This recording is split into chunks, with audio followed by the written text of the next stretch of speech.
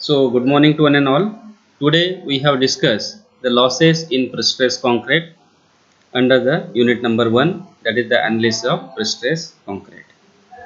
In the last few lectures, we have discussed what is pre-stress concrete, comparison between the pre-stress concrete and reinforced cement concrete, as well as analysis of the pre-stress concrete using the stress concept, strain concept, and the load balancing concept. Now today we have started the what are the different types of losses in the pre-stress concrete beam. Now in this case, see, if you consider this is the concrete beam, this is the neutral axis, and this is the cable profile, and if we have stretched this cable from both the ends, what happens? During the stretching there is some slippage. That's why slippage loss is there. Similarly, during the tensioning, some friction is there between the duct, between the pipe and the tendon, or between the concrete. If it is open, then there is a friction loss. Similarly, if it will be stretched for the long time, what happen? The concrete will be compressed, and that's why again this loss, that is the loss due to relaxation, that is the strain, or we can say that the creep, it is called as the creep strain. So similarly, due to setting and the hardening of the concrete, there is a shrinkage loss. That's why loss due to shrinkage. If this tendon is stretched for the long duration, definitely it loosen the some traces, that is called as the relaxation in the steel. So we have discussed one by one. Loss in pre-stress is the difference between the initial pre-stress P0, that means initially if we apply for example 1000 kilonewton load from the with the help of this tendon, after some period it is not 1000, definitely it reduce the stresses. That means we can say that effective pre-stressing say maybe 900 or less than that. That means 100 is the loss. Loss of pre-stress affects the two things. Number one is the strength of the member, it reduces the strength of the member, and second is the serviceability of the member. That means stresses in concrete, cracking and camber and the deflection. So what are the different types of losses? Certain losses are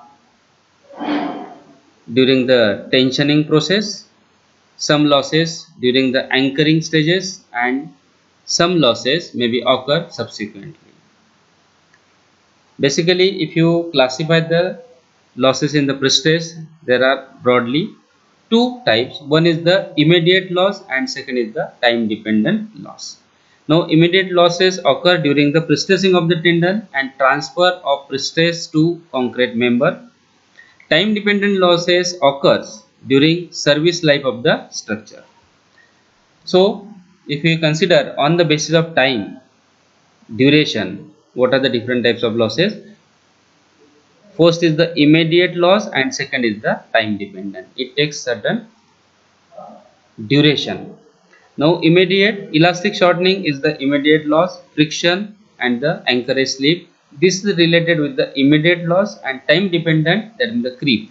Certain duration is required to reduce the stress in the concrete due to the creep. Second, shrinkage. Due to shrinkage of the concrete, this is also time dependent parameter, and relaxation in the stress in the steel. These three are the time dependent and these three are the immediate. Similarly, on the basis of material, according to material, in pre-stress concrete we use the two material. One is the concrete and second is the steel, high tension steel wire. In concrete, elastic shortening is there, creep is there and shrinkage is there. In steel, friction is there, anchorage slip is there, and the relaxation of the stress in the steel. These are the losses on the basis of material. Now when we consider the two system, one is the pre-tensioning and second is the post-tensioning. In pre-tensioning there is no there is loss due to elastic shortening, but in case of post-tensioning, if all the cables are simultaneously tensioned, all the cables are stretched at the same time, then there is no loss. But if the wires are tensioned successively, one by one, then losses are exist. Second type, anchorage slip. In pre-tensioning, there is no loss, but in post-tensioning, definitely it is there. Friction loss, in pre-tensioning, no loss, but in post-tensioning, yes, it is observed. Creep and shrinkage of concrete, in both pre-tensioning as well as post-tensioning, it is there. And relaxation of steel in the both, that is pre-tensioning and post-tensioning, this loss will be there. Now we will discuss one by one. Elastic shortening, it is the shortening of concrete member when the prestress is transferred to concrete. The member shorten and the prestressing steel also shorten in it. Hence there is a loss of prestress. If you see the original length of the member, this is the original length, and if we apply the prestressing, concrete will be compressed up to certain elastic strength. This is the elastic value, deformation from both the end, and because of the deformation due to prestressing, tension in this tendon is reduced. That is called as the elastic shortening. When the tendon are cut and the prestressing force is transferred to the member, concrete undergoes immediate shortening due to the prestress. Tendon also shortened by same amount, which led to the loss of prestress. This is in the pre-tensioning method. Elastic shortening in the post-tensioning member. In post-tensioning, if there is only one tendon, there is no loss because the applied prestress is recorded after the elastic shortening of the member. In post-tensioning, if one tendon is there or number of tendon is there, but when we stretch at the same time, there is no loss. But if we stretch the tendon one by one, stretch the wire one by one, then there is a loss. That means if you stretch the one first tendon or first wire, there is no loss. But when we stretch the another tendon, definitely there is a loss in the first one. If you stretch the third wire, then there is a loss in the first and second wire successively, and that's why there is a elastic shortening. So loss due to elastic shortening of the concrete we can find out using the alpha E, that is the modular ratio, and Fc is the stress in concrete at the level of steel. Fc is the stress in concrete at the level of steel, and alpha E is the modular ratio. Modular ratio multiplied by stress, that gives the loss of stress due to elastic shortening. Now second type, we have considered the anchorage slip. In most post-tensioning system, when the prestress force is transferred from jack to the another end, the wedge slip over a small distance. During the tensioning, pressing, what happens? Certain slippage may be there on the anchor edge, and that's why this loss is there, that is called as the anchorage slip. Loss of prestress is due to the consequent reduction in the length of the tendon. Amount of slip depend on type of anchorage system. Now this is the force variation diagram for the various stages. The initial tension at the right end is high. Here it is observed that it is at the high level and this is at the low level. To compensate for the anchorage slip, it corresponds to above initial prestress. The force variation diagram, that is the FVD, is linear. This is the linear variation after stretching the right end and after anchoring slip at right end. This is the diagrams. After anchorage slip, the FVD drop near the right end till the length L is set. So effect of anchorage slip is present up to a certain length called as the setting length, that is the L set. Now force variation diagram for the various stages. Here we can consider the both ends are anchored. The initial tendon at the left end also correspond to about initial prestress. The FVD is linear up to the center line of the beam. It is linear up to the center line of the beam. FVD drop near the left end till the length L set. It is observed that after two stages, the variation of the prestressing force over the length of the beam is less than after the first stage. This is the another diagram. Now, how to find out the loss of stress due to anchorage slip is equal to modulus of elasticity of steel ES multiplied by delta. Delta is the slip of the anchorage in mm. ES multiplied by delta divided by L, that gives the loss of stress due to anchorage slip. Now here typical values of anchorage slip are given: anchorage system, Fresnel system, Magnell system and Devang system. In Fresnel system, 12 wires 5 mm diameter, this is the one strand. The anchorage slip consider 4 mm. For 12 numbers 8 mm diameter strand, its slippage is considered 6 mm. Magnell system, it is 8 mm, and Devang system, it is 1 mm.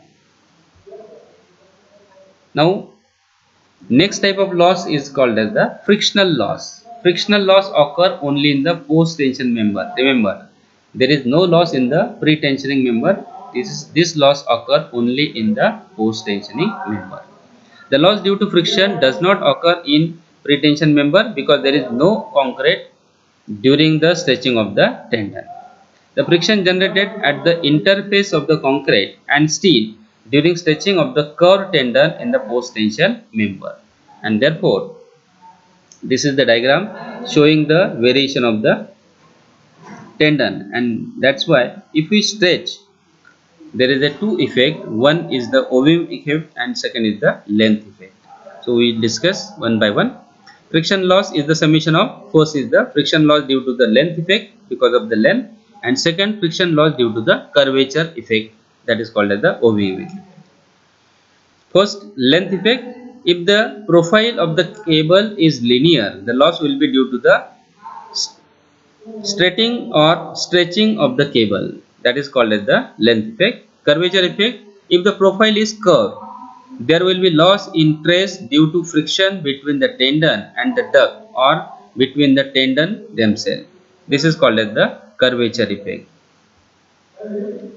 This is the length effect. If you stretch this wire after casting the concrete, and this is the weaving effect. Here it is observed that this is the idealized figure and this is the real. There is a friction between the duct and the wire or tendon, that is called as the oval effect or curvature effect. These are the two types of the friction effect: loss due to length effect or weaving effect or wave effect, and loss due to the curvature effect. Now as per IS 1343/1980 and 2012, pre-stressing force is equal to, at a distance of x meter, is equal to P0, that is the initial pre-stressing force, and e to the power minus in bracket alpha mu plus kx. Now Px is the pre-stressing force at a distance of x in meter from tensioning in, and k is the oval correction factor. Alpha is the cumulative angle in radian through which the tangent to the cable has turned between any 2 points under consideration, and mu is the coefficient of friction. So using this we can find out the force. Now how to reduce this friction loss? Cable should be passed through metal tubes. This is the one.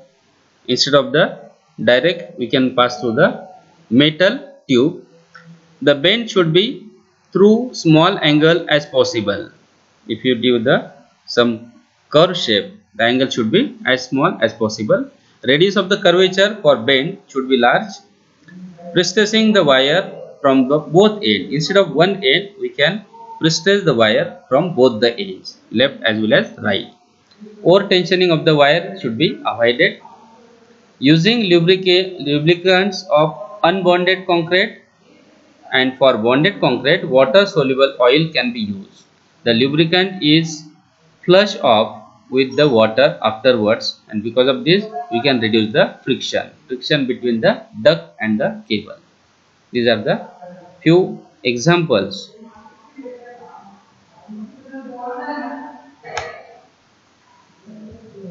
Thank you very much. Remaining will be discussed in the next lecture.